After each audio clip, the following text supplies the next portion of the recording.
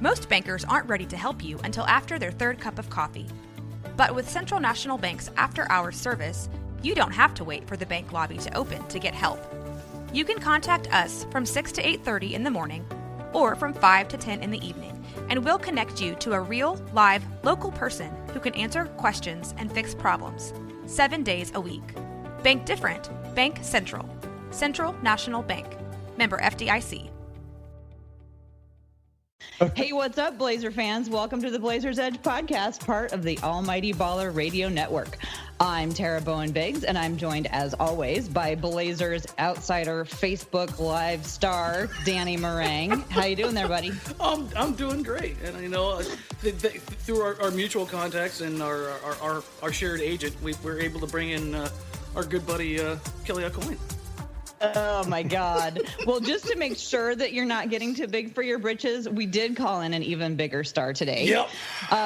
For those who don't know him, Kelly has an extensive resume in theater, television, and movies. Blazers Edge listeners might know him as Dollar Bill in Showtime's Billions and Pastor Tim in The Americans on FX. You can also find him playing Assistant Attorney General in the new movie The Post with Meryl Streep and Tom Hanks. Okay, can we just sit here for a minute with the fact that we're talking to somebody who is in a movie with Meryl Streep and Tom Hanks? How amazing is that? That's crazy. Well, but anyway, with all of these acting credits under his belt, your IMDb biography states in the first sentence, Kelly is a proud Oregon boy and a Portland Trail Blazers fanatic. And I think that's amazing. And I'm so excited that our mutual love of Trailblazers has brought us all together today. So welcome to the show, Kelly. Thank you. I love listening to you guys. So this is a lot of fun. I appreciate it. We're glad to have you. And you were just about getting ready to tell us your Ramblin' Rod story. So let's go ahead and hear it. Yes, the scintillating Ramblin' Rod story. For people who might not know who Ramblin' Rod is, maybe you better start from the beginning. Yeah, well, Ramblin' Rod this all started because Tara had said, "Oh my God, I'm on a podcast with two TV stars. I've never even been on Ramblin' Rod," and that just took me back to my childhood. It immediately flashed Ramblin' back to Rod. Ramblin' Rod. Oh yeah, it was like Ramblin' Rod was this dude who had I think it was an early afternoon, maybe it was a morning, after school or Saturday cartoon type of thing, where he had a bunch of kids in the audience and he would talk to them and show them cartoons, and I don't remember much else except he had this sort of fake boat that sort of slowly brought him onto the set and slowly brought him off. But when I lived in Forest Grove, there was a little restaurant called Ramblin' Rod's, and for some reason, I'm not the brightest bulb. I didn't put it together that Ramblin' Rod could actually be Ramblin' Rod, but I was hanging out getting a soft serve ice cream cone, and all of a sudden, Ramblin' Rod himself, like, leans out the window and he's like, "Hey, how you doing? You want sprinkles on that?" And like, "Yes, Mr. Rod." But it blew me away that I was actually seeing this celebrity at Ramblin' Rod's, and that I don't know why I didn't put it together in Oregon that something called Ramblin' Rod's would actually be owned by him. But again, not a particularly bright man. Do you want some sprinkles on that? I'm just going to work that into anything I can from now on. That'll be my catch line. Well, that's what happens when a python swallows a porcupine. Yes. And you just made Tara's week. You guys are the best. Well, before we get into, the regular interview that I had all planned out, there was some breaking news last night, and I really want your guys' opinions on this. So last night on Twitter, Myers Leonard tweeted that Pat Connaughton thinks that Step Brothers sucks. Did you guys see that? Yeah. The what movie? Did you think? Yeah. Yes. Patty Con. Right? I don't know. I don't even know what to think about this. Like, I'm the unofficial Step president Brothers of the Pat Connaughton fan club. So I may need to step aside and I don't know if I can continue leading that with that take. He needs a stern talking to, or a strongly worded letter, some other cliche that will shake him out of this. I'm a big fan of Step Brothers, and Dan Soder, who plays Mafi on our show, who is a stand-up comedian, says it's the funniest movie ever made. So he's an expert. He does comedy for a living. Well, that's undeniable. I mean, that right there, that's pretty much sentencing Pat Connaughton. Yeah, right? Yeah. Sorry, Pat. Saying you don't like Step Brothers is like saying you don't like, I don't know, like Wizard of Oz or something. I mean, like, you just don't say that. Am I not supposed to say that? Or Groundhog Day. Oh, you don't like Wizard of Oz? There's a hot take for you. Not a Wizard of Oz fan. I am so done with this interview. Okay. All right. We're 3 minutes in. We're getting big timed already. I love it. Yeah, guys. I'm going to have to go. I'm out of here. Okay. Well, let's go ahead and rein this back in and start it off more like a normal interview. So I'll ask the first question, but Dan, chime in. So tell us when and how you became a Blazer fan. I became a Blazer fan when I was growing up in Forest Grove. My dad was teaching me how to play basketball in the hoop in the driveway. And I remember, I've said this before, but I swear to God it's true. I remember vividly a LaRue Martin game. If you remember LaRue Martin, he was the first of our problematic centers. I think he was the first round pick in 1971. Maybe 72. And I was 5 years old, and I was watching TV with my dad, and it was a basketball game, and there was this huge band just like wreaking havoc on the court, and I remember thinking, "Oh, he's good, right, Dad?" And my dad said something along the lines of, "Well, if he had played like that even a second time over the course of this season, then we might have been good." So. But for whatever reason, it still brought me in, even though we were a terrible team. I didn't know anything about stats or standings. I just knew that my dad was really into this team. And then when we moved, when my dad was elected to Congress in 1974, and we moved to D.C., Washington, D.C. in 75. And the next year, the Blazers, Bill Walton got healthy, and the Blazers hired Jack Ramsey, and we know what happened next. And so this 9-10-year-old kid trying to deal with having moved to the big city from small town Oregon, got a little taste of Oregon. It felt like Oregon was following me, and they won the championship, and I was a fanatic from that point on. So what did your peers think of this kid who came from all the way on the other side of the country and was talking about some team that maybe they hadn't even really heard of before?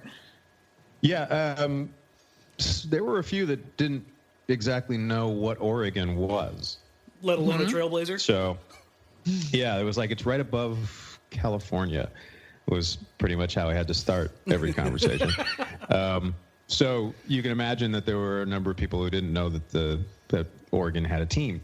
But I would play it. I would always shoot baskets with my friends, grade school friends, down the street at the Macomb Playground. And I do remember when we were down 0-2 in the 77 series, I started getting picked on. I don't know why kids do this, but it was like they were. I guess they were taunting me because they thought it was funny, but as if I were actually on the team. It's like, you suck. I was like, well, I'm not actually playing the game. But and then when they came back and won the next next four games, I was able to load it over them a little bit. I was able to do the exact same thing, only I felt better about it. Yeah. Here I was just saying, I don't know why kids do that. And I was like, well, yeah, I did it, but it's because I could. Absolutely. That's probably the answer. But that was great. It was. They were shocked. They were absolutely shocked. And DC is relatively close to Philadelphia. A lot of people had actually seen games in Philly, and everyone knew who Dr. J was, and George McGinnis, and Dawkins, and Doug Collins. They all knew those guys. They vaguely heard of Bill Walton, and that was all.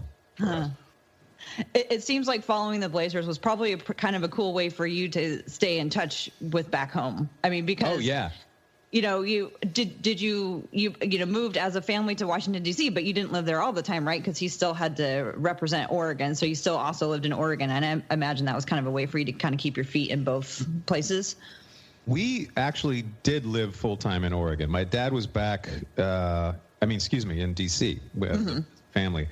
My dad was back in Oregon probably 10 days out of every month, sometimes more, obviously, and sometimes less, but on average. So almost half the time which was hard, I know, on my mom and dad, and a little on us too when we were growing up. But we would go back and spend all the summer, so at least 2.5 months were spent back in Oregon, consistent blocks.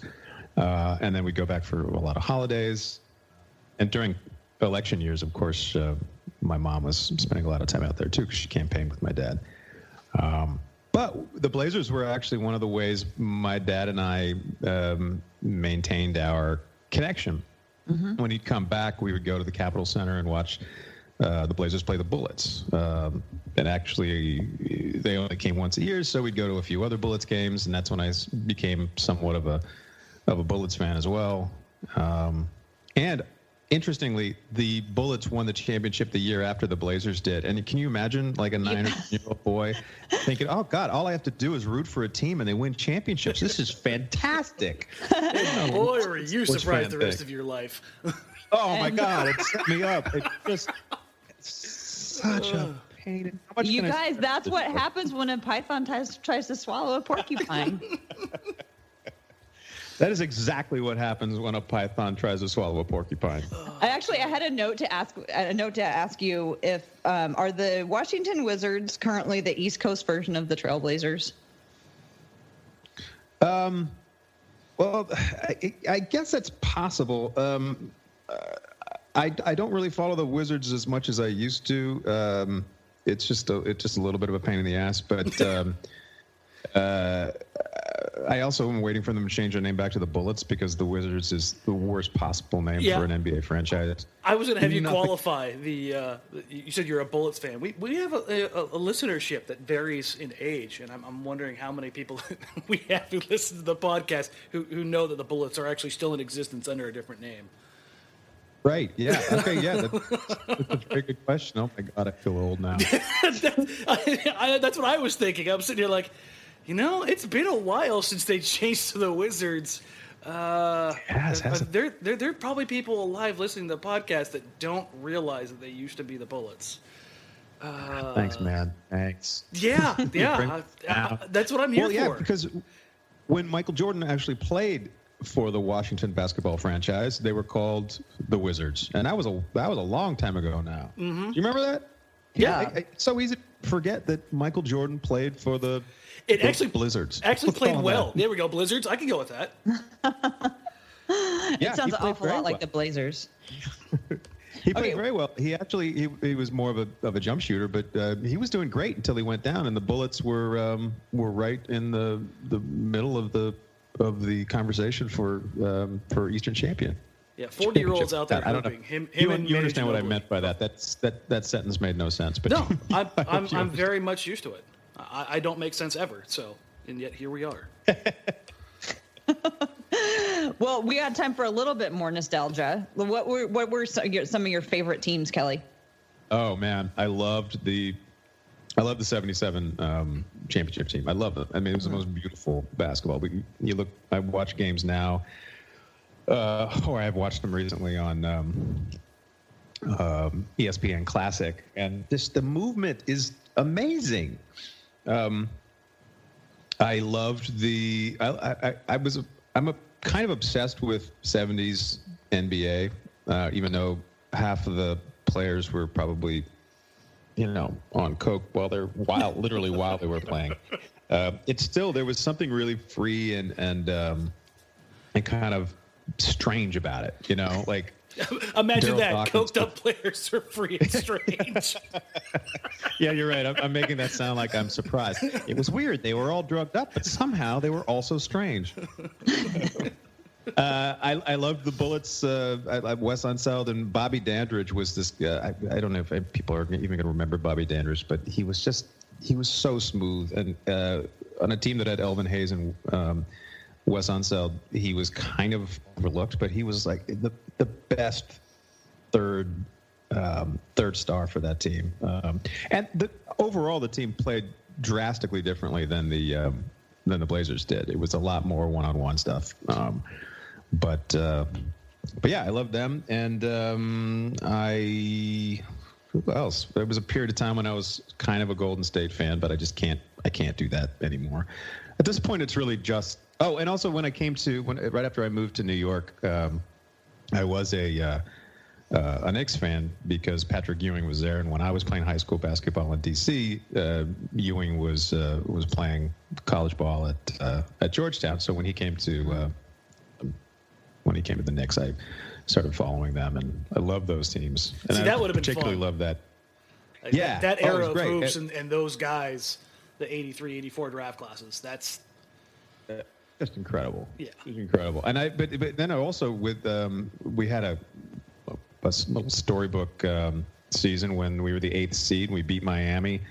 I don't know why I'm saying we. The Knicks were the 8th seed. We beat Miami on an Allen Houston shot, and I don't know if you remember, that bounced straight up and then down as the buzzer sounded, and the Knicks went all the way to the championship series and lost in 5 to San Antonio. But that was exciting too. So I've had some fun teams I've followed.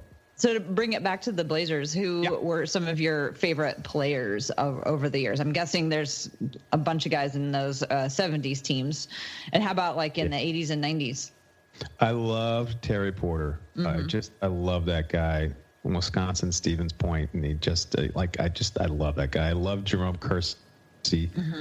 I kind of felt like Wes Matthews was our more recent version of that guy, and I loved him.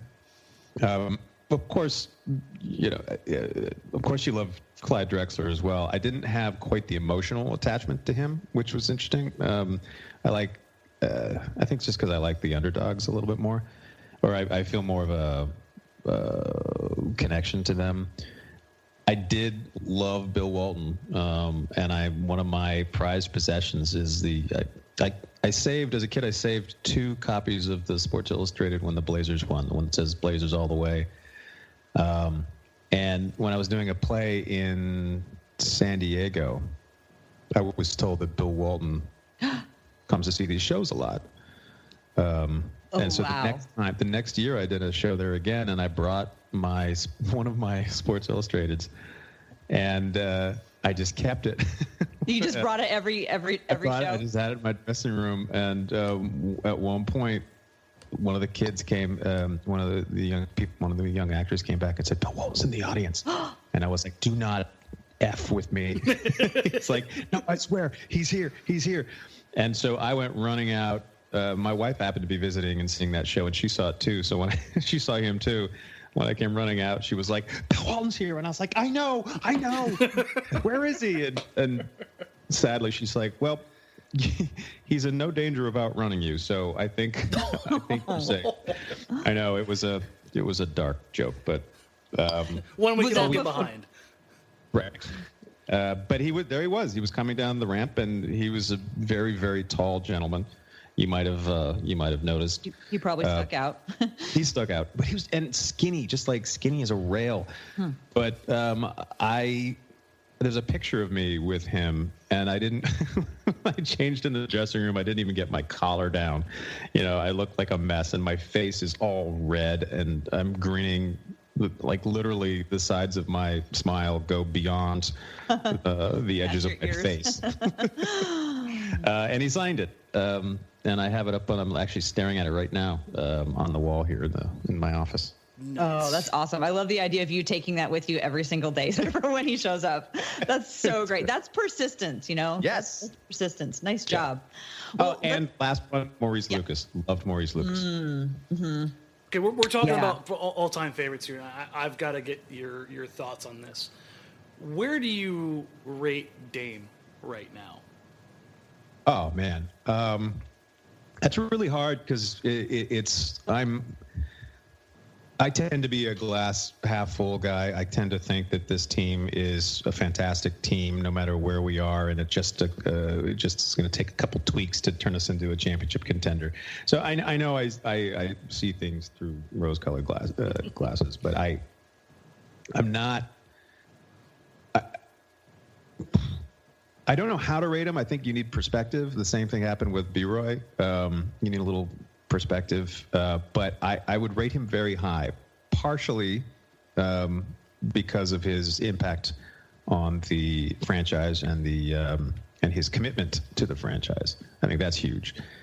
And he's a great leader, and I rate him up there. He's in the pantheon, you know. He's on the Mount Rushmore for you? At least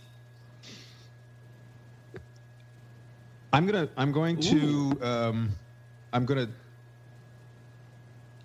to kind of wuss out and say that no current member can be on the Mount Rushmore. Active members are not allowed. No active members. Okay. We need a little perspective. So I'm saving myself. I know it's a cop-out.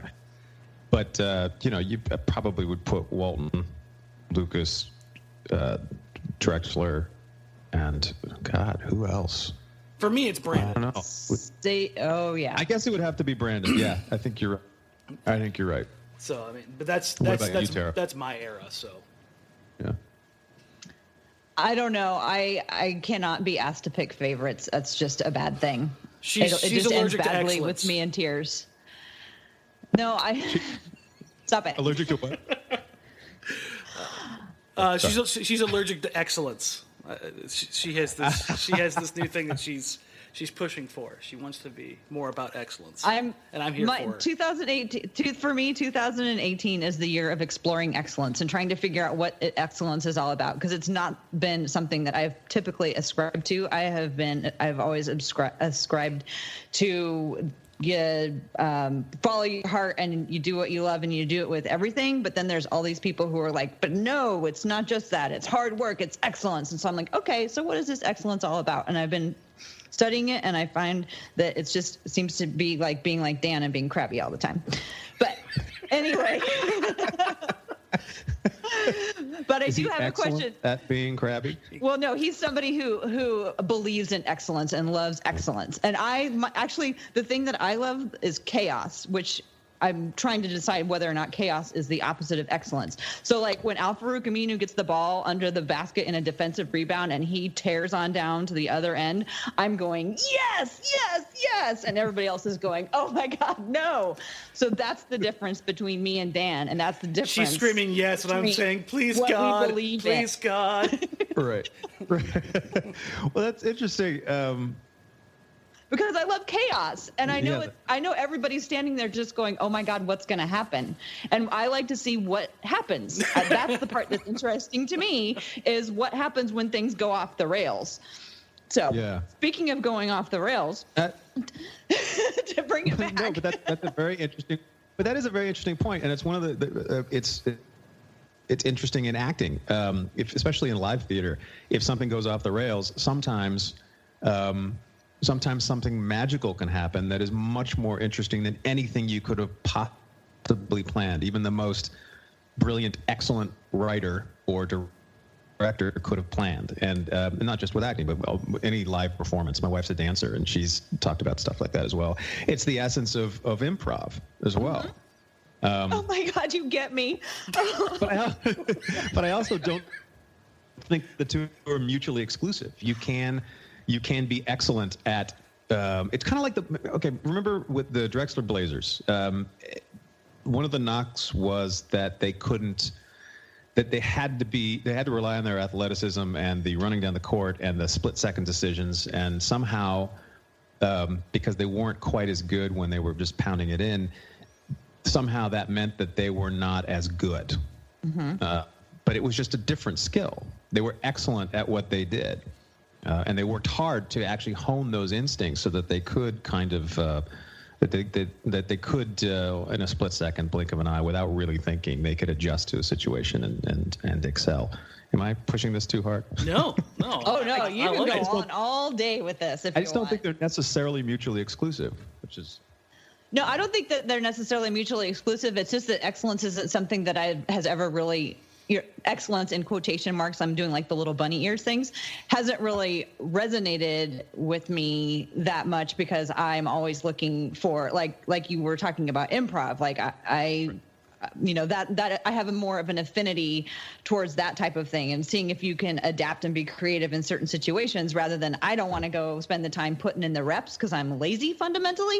So what I'm trying to decide is, if I put in the work, can I, bring things up to a higher level by putting in the work, which is like, sounds really stupid that it's taken me this long in life to sit down and go, oh, it's about putting in the work so that I can be excellent in, both in situations that are going according to plan and in situations that are not going according to plan. And speaking of things not going according to plan, leave it to me to get it off the rails. Oh, you wish, Dan, it was you. So I just want to know if it's confusing having a co-star named Damian on your set, because you have a co-star named Damian in Billions. That would drive me crazy. Please tell me you call him Dame. It's funny. Actually, just recently I was like, Dame. I called him Dame for the first time. Yes. I was thinking, there's no way. He's British. There's no way he knows who he probably doesn't. He wouldn't know basketball if it came up and bit him in the shin. Probably. Oh, it's so disappointing. I have to, at some point, without sounding weird and creepy, I have to tell him that he shares a name with one of my favorite players ever. But yeah, I hadn't put that together until I just slipped and said Dame like a month ago. Did he respond? And did you tap your wrist? Yeah, and he looked at me strange and was like, you don't understand. I just left. No, he did. He did respond. I heard someone else call him Dame afterwards as well. Maybe I started a trend, or maybe it's something he's always called. I just hadn't been paying attention. Oh, man. Be sure that you get credit for that trend if it starts, because in my experience, when you start a trend by calling somebody by a special name, say like Dan or Danny, suddenly it takes off and people forget who it was who started it in the first place. Let's be honest here. It was Ben who called me Danny. Sorry you had to deal with this, I could have Kelly. just let it slide, Danny. I could have just let it slide. Okay, but I want to turn to the current. I want to turn to the current Trailblazers. Kelly, how are you feeling about the current team? Are they where they are, where you thought they would be from the beginning of the year? On certain nights they are. Like I say, I tend to be really optimistic all the time. Not all the time. When the season's over, generally, and then I get disappointed. But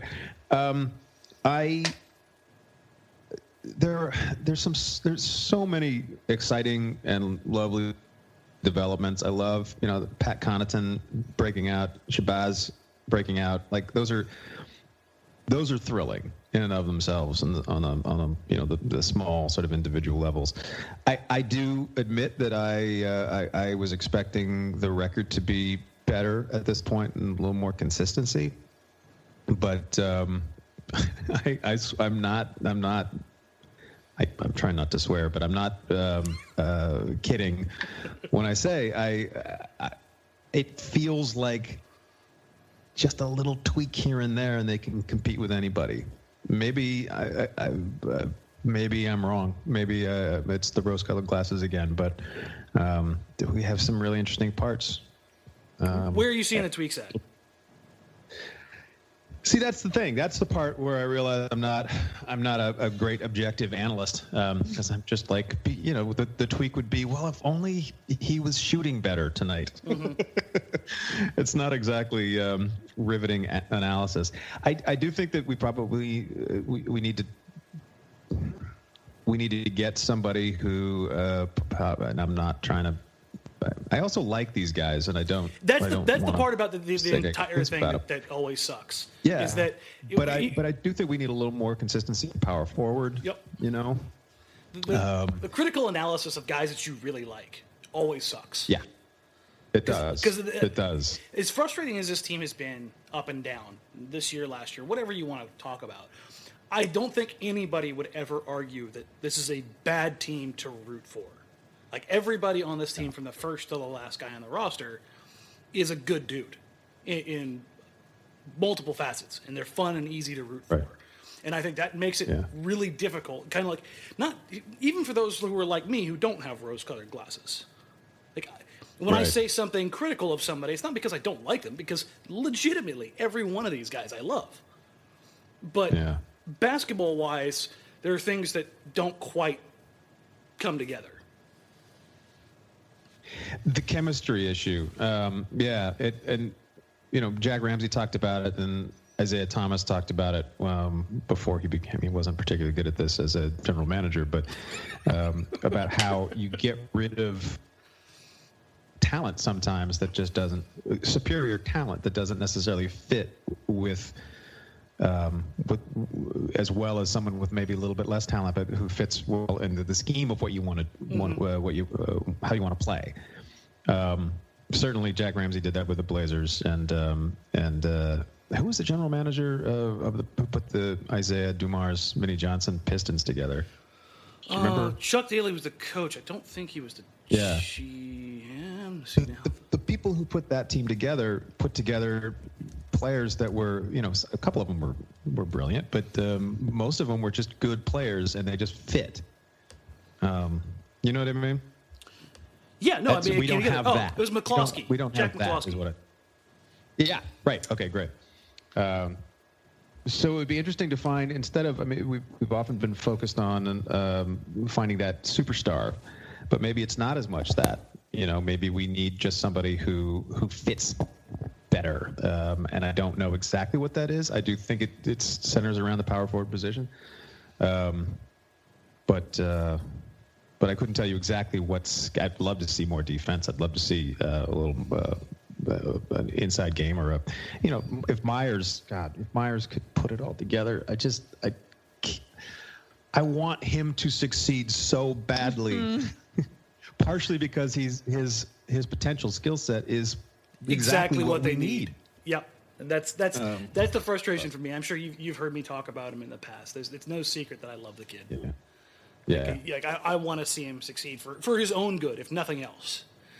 But yeah, when you, and it's actually kind of funny. I was just going to ask you, what do you think about the guys that aren't getting out there right now? In Myers, I wonder if it's ever going to happen here at this point.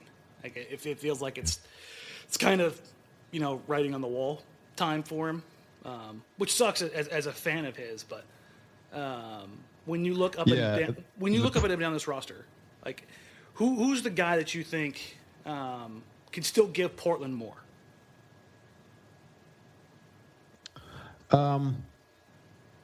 Good question. I think on the positive side, I think both Connaughton and Aminu can, and I think they're trending the right direction. If watching, and there've been some interesting articles on Blazers Edge about it. Aminu's game seems to be legitimately evolving. Mm-hmm. We have a bigger sample size now, and I think, and so I'm very interested to see what he brings. I think Noah Vonleh is another one of those guys, and I just how can he not be putting it together more? I on certain nights, he looks, I won't go so far as to say brilliant, but he looks great, and then he just doesn't have that consistency. I don't know. I keep thinking that this is the fan in me. I keep thinking that that big turn, that big change, the corner. Oh, you're going to say turn the corner, aren't you? Is just around the corner. It is, Dan. Like that. Well, that phrase just for the media here in general is basically like anytime any one of us utters it now, it's just like, oh God, not again. I know. Well, how many times have people said that about Myers? Yeah. It's like, I think he's turned the corner. And then he doesn't play over the next 6 games. And you're just like, boy. I know. But go ahead. I'll stop rambling. Go ahead. No, I was just going to say we haven't talked about Nurkic yet. Yeah. And what are your thoughts on what he's brought to the team this year? And what do you think is the secret to unlocking like power Nurk that comes in and just like wrecks everything in his path? Is it simply just punching him in the face, or is there something else? I swear to God, I think that dude might be slightly crazy, so I would never punch him in the face. No way. The 7-foot dude from Bosnia might be a little bit crazy. I think, wasn't it Ben Golliver who wrote an article about him? Yeah, he had the big feature piece. Yep. Yeah. And so that was an interesting thing where you talked about the fact that the guy didn't grow up with basketball. He didn't grow up loving basketball. He learned to love it more recently, and that maybe in his supposition was that maybe that made it difficult for him to tap into the passion that all players at this level need to be great. And we kind of saw a lot of that last year, right after he came over. But he had a chip on his shoulder. He had something to prove, and maybe getting him pissed off every game would help. But look, I think that he's actually done pretty well. I obviously want more consistency, but if we hadn't had such high expectations based on how well he played last season, if he had just come over and played this well in that initial trade, I think we would all be very happy. So he's at this point, he's not the superstar we thought we had, but I still think that's possible. I think he's still relatively young, especially in terms of his basketball years. Yeah, absolutely. Yeah, and I legitimately think he could be one of the. I think it's easy to say one of the better centers in the league. I don't think you're wrong by any means. As far as pure talent goes, we've seen it a few times this season. The post move that he had the other night, where he caught it, faked to the inside, then hop stepped back to the middle, and made it look like he was 5'10", 150 pounds by how quick and how graceful it was. And Tara knows, and we've talked about this a ton. When you see that kind of ability, you're just sitting, at least me, I just, jaw drop on the floor, because people that big, no matter how athletic they are supposed to be able to do that. Like as we're recording this, I've got, the EuroLeague on in the background, and Willy Tavares is playing for Real Madrid, one of the top clubs in ACB, outside of the NBA. Tavares is as good as he is in the ACB league. It couldn't make it over here in the NBA. When you talk about how guys that the level of talent that you have to have, that have to possess in order to be truly great, I think Nurkic has that, and I think you're right on point with his love of the game is different. Not that he doesn't have it; it's that he didn't grow up with it. From the time he was 2 years old. We're not talking about Damian Lillard, who grew up in Oakland with a basketball in his hand, basically from day one. Right. Nurkic was a kid who at 14, 15 years old was like, basketball? I can make money doing this? Okay. All right. This looks good. Yeah. And I think you see that night in and night out. Like how it can change. Yeah, and in terms of the perceived effort, I'd be very curious. Is there anything? Are there any camps now? Pete Newell always had that big man. That's the end of the big man camp. Like that when and that's something. So there's nothing to replace that, right? No, there hasn't been anything to replace. The only thing that comes even remotely close to anything like that now is Hakeem's private workouts, or there's a private rookie camp pre-draft that goes through a lot of that stuff. Right. But even then, it's become so slanted towards the wing position that a lot of the big man stuff has disappeared. But yeah, that's I think that's part of the reason why we don't. The evolution of the 3-point shot and the death of the quote unquote big man, the 80s, 90s, or even early aughts style big man has killed some of that. And that's why I find Nurkic so fascinating, is because he's a callback to that era, but he also demonstrates a lot of the things necessary in today's NBA. Yeah. I wonder why Nurkic isn't shooting. There was a lot of conjecture early on that Nurkic would shoot maybe even one 3-point shot, maybe one attempt per game. That probably wasn't going to happen, but there was some talk about that. I wonder, how many has he taken this season? He really took a few in the first few games, and then he stopped real quick. Yes, I believe what happened. His jumper, it is improved. he did talk about it, and there was a lot of, like every summer camp, there's always talk about what you're working on and things of that nature. He's attempted 7 so far this season. He's 0 for 7. Okay, so he's a little off pace. Yeah, but he's shot a total of 13 in his career. He's 0 of 13. So his next make will be his first. Right. Yeah. But he is kind of falling in love with some of those mid-range jumpers, especially the deep ones. We saw it against the Pelicans. He hit a couple of those. I'm like, it's the old adage with Myers: take a step back for the love of God. Quit shooting 20-footers. Well, that was like with LaMarcus as well. You know, you wanted it's like you could just, God, you could add so much. But he looked great in that game. I thought he looked great in the Pelicans game. Yeah, watching him go face to face, toe to toe, however you want to talk about it, with Boogie, like, I just sign me up. I will take 82 games of that every single night. Like, just that absolutely, that competition, and that's what I think kind of what you're alluding to as far as the talent and potential. On the box score, DeMarcus beat him, but when they went head to head with each other, it was two heavyweights legitimately just trading blows. Absolutely. DeMarcus dunks on him. Nurkic blocks his shot. They start talking noise back and forth, bumping chests. Like, I want to see that. Yeah, absolutely. And maybe that with like some sort of fire, something to piss him off. You know, I mean, I do worry that he could probably be thrown, but it seems like he gets thrown more when things don't go particularly well early on, and he's sort of I'm not saying he sulks. I think maybe he just gets into his head and gets down. But if he's a little bit pissed off, the level of his play rises. Yeah, I like him against those traditional, big centers who can look him in the eye and they can look at each other and go, oh, yeah, it's on. I think when he's got that kind of a situation, he's able to get more involved in the game. I feel like he is somebody who relies a lot on external motivation, and I think that he gets motivated by that type of situation where there's somebody who's really challenging him, somebody who's a big name coming in.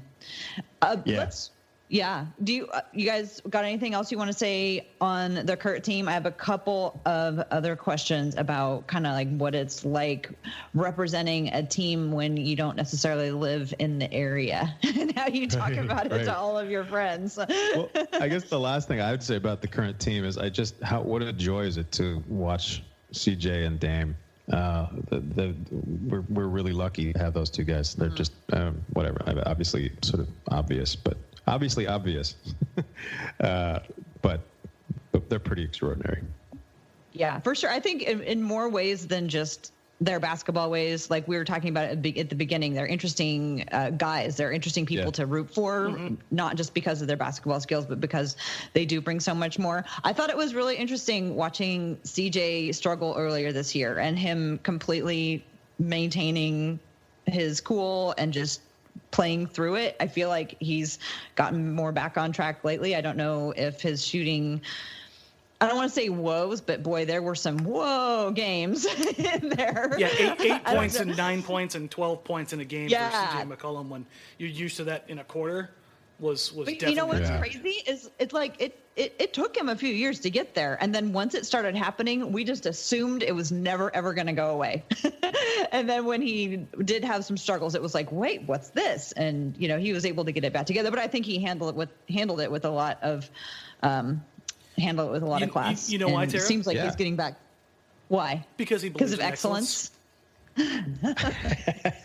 And when things went off the rails, he just kept doing the same thing that he'd been trained to do through his excellence training. Exactly. Through his excellence training, the excellence training. I've seen these things together. Well, it was also it was something like you were alluding to how we just as fans.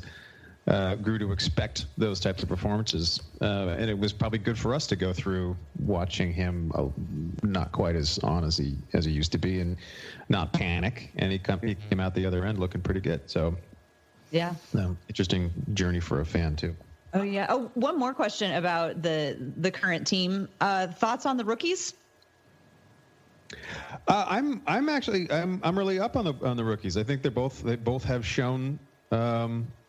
have shown some great potential, and I have to admit, early on, I was sucked into the Biggie craze, and I was thinking, oh my God, we got a Rookie of the Year on our hands. And I was a little bit worried about Zach, but I've loved watching him play lately. I love a guy who's got defensive instincts like that, and he's shown a little more offense. It's I'm down with him. Mm-hmm. Mm-hmm. How about you, Dan? What do you think? Zach Collins continues to improve, and I think that he, has shown that. When he came in, we all, saw how thin and small and, kind of like a little bit like a deer in the headlight. I watched him at Summer League, and that game, like first game and a half he played, he totally looked like a deer in the headlights.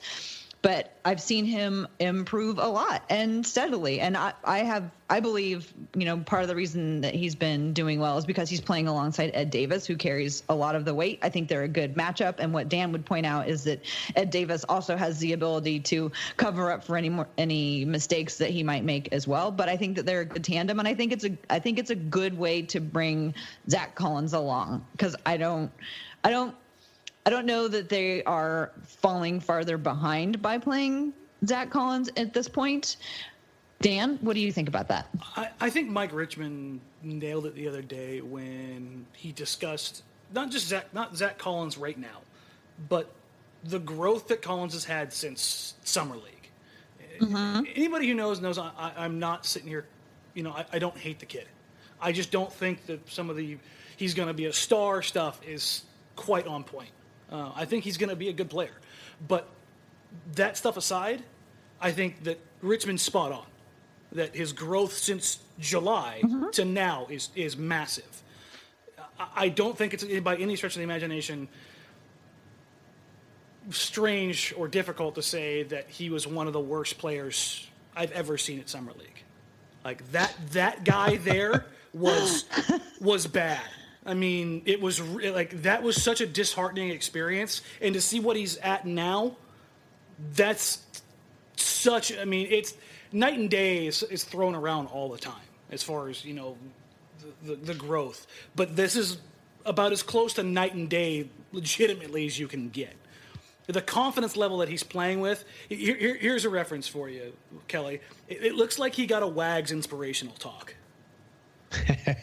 Wags kind of pulled him aside and gave him one. That's it's either that or you're spending some time with Wendy Rhodes to really get tap into what he loved. I was just about to say, I was trying to come up with what I could say on the podcast that Wags might have told him, but there's nothing. There's nothing. Nothing family oriented enough. I have some bleep buttons, but yeah. Well, maybe Ed Davis is playing that role for him. Maybe he's the Wags. That would be great. Of Zach and how far he's come. When you watched Summer League, would you ever have guessed that he would mix it up and talk trash to Boogie like he did? Not in a million years. Like when he grabbed that ball and he kept it, and I was like, oh yeah, I love Zach. It got me fired up on Twitter. I was like, okay, this is. I've heard people say, oh, he's a competitor, he's nasty, and I'm like, you can't be a competitor and nasty at 215 pounds. I'm sorry. That's not a thing. Or do you have to be competitive and nasty if you're 250? And that's the thing, is like the contrast of that is, 20 minutes earlier in the game, he tried to big boy Jameer Nelson down in the post. Yeah. And that didn't work. And that's not a shot at Collins. Jameer Nelson weighs as much, if not more, than Zach Collins at a foot shorter.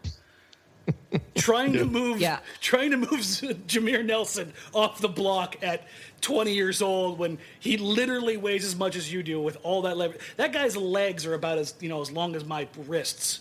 I mean, that guy is a absolute wrestler's body. You're not moving him off his spot. You're not moving him. Yeah. No. So, but I like that he tried. Yeah, and that was the thing. Is he caught the ball, and you can see it coming. He's like, I'm sitting there watching it going, he's going to try this. Right. And I've got a big smile on my face because I know it's not going to happen. But it's like, okay. That's not an example of excellence. It's a little more an example of chaos. Yeah. That ended poorly. Yeah. But he tried. I'd say with chaos, 75% of the time, the chaos will end in failure, but it'll be a noble failure. 25% of the time, something magical will happen. So good on him for trying. I've also seen Nurkic face up on a guy that he weighs 100 pounds more than, and instead of dunking it, lay it up.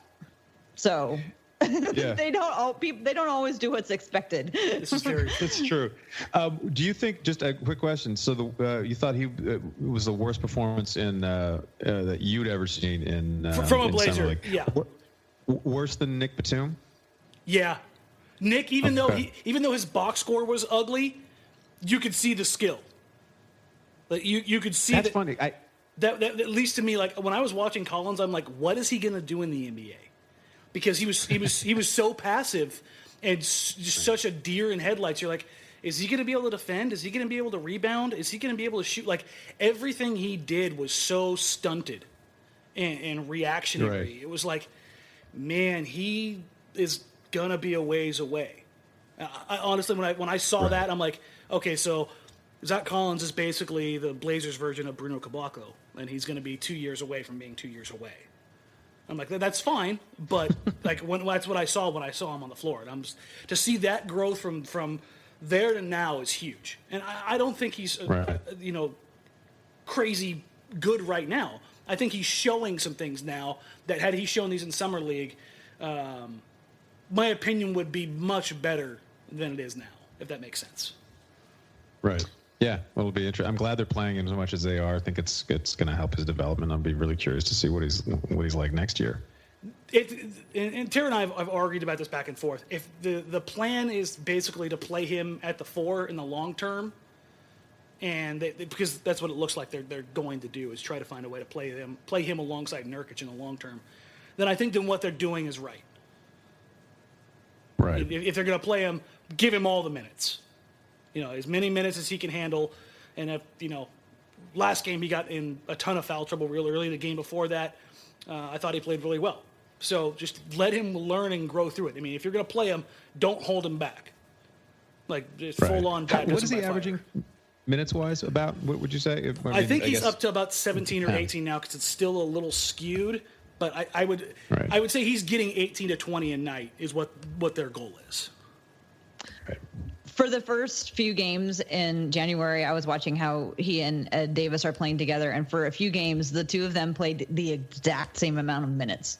Yeah, like, one was always on the floor. If you with watch, the other. they check in together, they come off together. Sometimes Ed plays in closing game situations, but they're playing a lot together. And sometimes they play the exact same minutes, which I think is really interesting. For the season, he's at 14 minutes.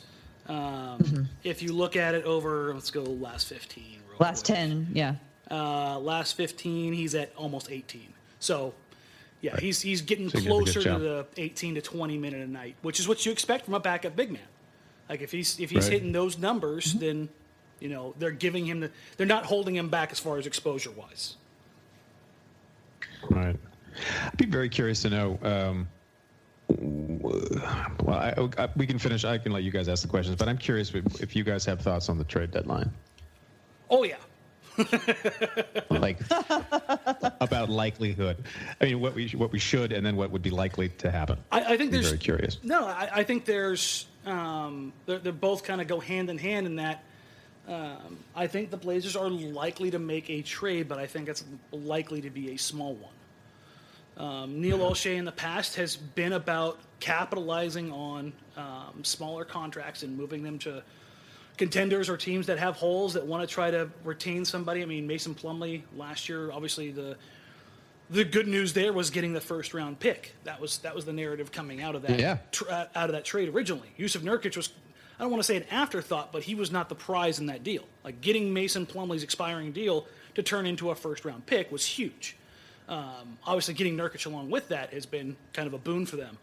I think you'll see some of the same this year. You've got Napier, who's probably the most attractive expiring contract the Blazers have. You trade him to a team, they're going to have the rights to be able to re-sign him, and I think that the idea right now is that Portland's probably not going to be able to afford him in the offseason. Right. So if that's truly the case, one, it sucks, because that'll be the third guy that Portland's kind of groomed in that role. Patty Mills and Tim Frazier obviously being the other two. That they weren't ultimately able to keep. But I'm also happy for Shabazz because go get that money. I think he's going to be a guy that's probably going to get around $10 million a season. I think that's just too much for Portland. So if you can move him for a pick or for a young wing, I know there's some teams out there that are shopping some guys that are still on rookie deals. That it's just about finding the right piece. And then obviously you've got Ed Davis's deals expiring, Noah Vonleh's deals expiring. I think a combination of those guys, because they're expiring deals or finishing up rookie deals and the rights that come along with them, I think those are the candidates that are most likely to be traded. I don't think Portland's going to repeat the mistakes they made a couple years ago by overpaying to keep guys. I could be wrong about how I'm reading the situation, but I don't think that's what they're going to do. And I think that's why Zach Collins is getting so much time. It's because they've moved past Noah Vonleh. Yeah. So. Yeah. I've been assuming that that Davis and Shabazz are the ones who are the ones who will most obviously help a team that on is the block in contention. immediately. Yep. Right, Ed Davis is a plug and play veteran. Yeah. And if you're looking for a guy to score off the bench for you, who's not going to cost you an obscene amount of money, I think Shabazz is absolutely perfect. And I think there's a limit of those guys, which doesn't necessarily put him on a premium, but I think the return that you're going to get for him otherwise is going to be better this year than others, because the market in the offseason is going to be as such that where typically I think he would get 12 to 14 million for a team to be their sixth man. I think he's going to get less than that because none of the teams have money right now. I mean, there's just very few teams who would take it or want his services that have the money necessary to get him the deal that him and his agent would otherwise get in any other year because of all the spending done over the past 2 years, if that makes sense. Yeah. So what you're saying is there's even less of a chance we will be able to trade Evan Turner this year. Yeah, no. The only way I see Evan Turner's deal being moved before his expiration is if a team is desperate enough to take it along with a relatively good first-round pick, or he's tagged on to C.J. McCollum. And if that's the case, then if you're making that deal, the amount of money that you have to take back is staggering, because you're basically talking about $40 million in salary going out. Yeah. So. Okay, you guys want to hear my takes on this? Yeah. Okay, I think it's going to go either two ways. I think it's going to be a smallish for the trade deadline. It would be smallish to get him under the cap, and it'll involve somebody that I've never heard of. That's the most likely scenario. Another scenario, which I think is much more fun, is that it would be a PR move to bring the fans back who've been a little bit disgruntled lately with those large contracts, and that there will be something that has been in the works all season long that we have no idea, that we don't see coming at all, that will feature one of those contracts, probably most likely Myers or Mo, and potentially will bring back a fan favorite. That would be my guess. I could see them doing just the all-out PR blitz. Well, we got rid of this one contract and we brought back Will Barton. I mean, how much love would they get if they were able to pull off something like that? The final thing that I will say that I think is that I do not think that Evan Turner will be involved in any trades. I think Evan Turner will be with us. Part of the reason is because that we can see it playing out now. Everybody knows that Evan Turner needs a lot of time to adjust to a new situation, and every time you just throw him into something, it takes him a long time to get used to it. But then once he gets used to it, like he did in Boston, like he's starting to do here, he becomes a much more valuable member of the team. And for anybody who wants to take him on, they're going to have to go through that whole adjustment period that was so tough in Indiana, where he just was never able to he wasn't there long enough to found the key to his success. Really make a what? You just need to drive the Blazers. I mean, maybe the guy is ultimately a Blazers fan, but apparently, if you drive a truck through his wall and into his pool, that turns everything around. It turns everything because since that day, he's shooting 57%. Yes, that might possibly be part of it, but I think more likely it's just that he has a really long time adjusting to transitions, and some people are just like that, and I think that he's a classic case of that. And now that he's getting used to it, I think he's I think he's with the Blazers for a long time. But we do need to get moving and start to wrap these things up. I'm really curious, Kelly, for people in – I don't know like what the unwritten rules are. So I don't know what you can tell us or not. But like, are there other like huge NBA fans? And do you win the trash talk battles like on sets when you're waiting around or whatever, and you start talking about the NBA with somebody? I certainly hope that you're winning the trash talk. I'm sure I will say I am, even if I'm not the world's greatest trash talker. But are there others who are big NBA fans? Brian Koppelman, who is one of the two creators of the show, showrunners and head writers, he's a big Knicks fan, and he was a big Carmelo hater, but we kind of bonded over that. There was no trash talk to be had. The Knicks aren't good enough to trash talk about.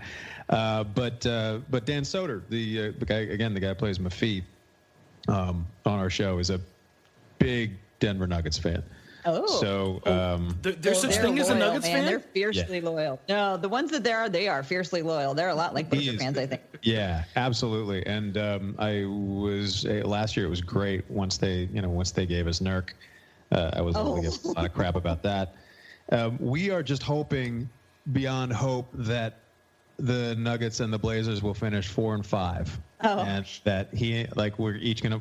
If that happens, we are flying ourselves to Denver and to Portland. We're going to watch one game each together, and I don't know, some hijinks should. Does that mean we get more Kelly AuCoin Blazer game lead-ins? That was awesome. I don't know if anyone else thought that was awesome. I have a feeling you look like a kid in a candy store. What? I was so happy. That was. Wait, can you guys tell us what you're talking about? Yeah, Dan, you can describe it. So. Was that for the playoffs? So you did the one for when you were in town, right? And that was like what, a month before the playoffs? I was coming to the first playoff game, the first game with my dad. Okay. Or maybe it was the final.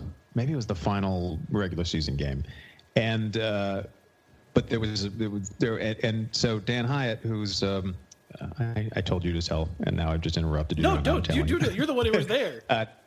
Dan Hyatt, who I've become friends with, started with Twitter, and he's the main producer in Blazer Broadcasting, and he texted me and said, "Well, if you're going to be in town, I see you're tweeting that you and your dad are coming. Do you want to do this promo before the final game?" And I was like, "Yes." I had no idea what he wanted me to do. I was sort of, I did write to him and say, "You realize that I'm not actually well known. You watch the show, but a lot of people don't." and he's like, "No, it'll be great. And so he wrote this little thing for me to sort of walk out on court and talk about how it was like this, the "Why not us" was the mantra. And it was fun, and but the weather was such that we had to cancel. My dad had to cancel; he couldn't fly in. I was a day late, but I was like, "Screw it, I'm going anyway. There's no way I'm not going to do this thing that I probably shouldn't be doing, but is going to be insanely fun." And then my dad and I scheduled a trip for the next week, so we saw games 3 and 4. Playoff games, and Dan had me do another one since I was coming out, where it was like, all right, so the first 2 games didn't go our way, but hey, we can do this. Again, I have no idea if it's any good. I just love it. Honestly, I loved it. Like when I see stuff like that, a lot of times it can be really corny and cheesy and bad, but because you're such you're I think you're Portland's Jack Nicholson. I mean, I think you are that guy, and you can see how much you love the team. Like if you were just somebody who was just there, then it wouldn't work. But like you were smiling like you have never experienced such joy. And I honestly, I was smiling and laughing along the whole time because I'm like, this dude looks so damn happy right now. That's awesome. Yeah, well, I think I lucked out because Dan doesn't know Ty Burrell yet. I don't know if you know him. The guy from Modern Family? Yep. From Modern Family. He is the biggest Ducks and Blazer fan. He and I knew each other at the Oregon Shakespeare Festival back in the day. And by the way, he's the nicest guy in the world. But if he had been around, it would have been like, "Oh, Kelly, no, yeah, we can maybe get you in the game." just have you pop in the background of the promo. Yeah. Exactly. Yeah, but does he have it listed in the first sentence of his IMDb profile that he's a Trailblazer fan? Because I just love that so much. It's true. It's on my Twitter profile too. It's a huge part of my identity, I have to say. Well, it's been awesome talking to you today. Thank you so much for taking time out of your super busy schedule to come and talk to us. Is there anything that you're working on that you want to tell people about, or? Shooting Billions right now. We're still in episode 8, and we're going to premiere season 3 will premiere March 25th. And then my other show, The Americans, will premiere 3 days later, March 28th. So those are the 2 things I'm working on right now. And also a little plug. What's that? So, PR tours. Yeah. But also, I mean, for anyone who's listening who hasn't yet, the Blazers Edge night that you guys put on is such a great thing. I always buy 5 to 10 tickets, and I hope everyone listening will do the same. Yes, absolutely. Yeah, this is the time of the year where we are making the final push to make sure that we have enough tickets for all of the kids and chaperones who want to attend. So everyone who is listening, if you haven't already, please consider making a donation. Donate a ticket. They are, I think, in the range of $9 to $20. You can donate a ticket. The information will be in the show notes for this podcast, or you can just go to blazersedge.com and search on there for Blazers Edge Night, and you'll find all the information that you need to learn how to donate tickets. Dan, you've done your tickets, right? Yes, and I'm constantly working on everybody else to do theirs. Me too. Hey, so we should probably wrap this up. It's been great talking to you guys. You can find me on Twitter at TCBBiggs. You guys want to give your handles? And Dan, take us out of here? Go for it, Kelly. Sure. Yeah, sure. I am Kelly AuCoin 77. KELLYAUCOIN